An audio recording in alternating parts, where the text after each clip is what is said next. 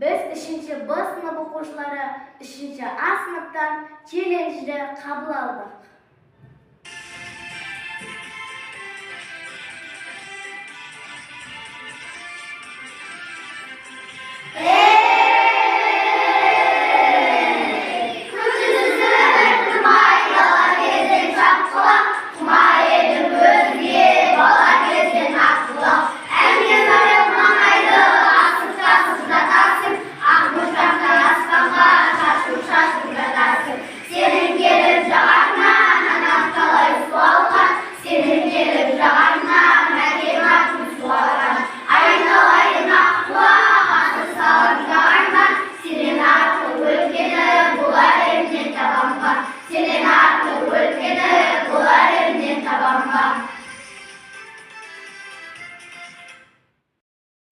Biz халық әні орындау челленджін 2-ші сыныпқа жолдаймыз.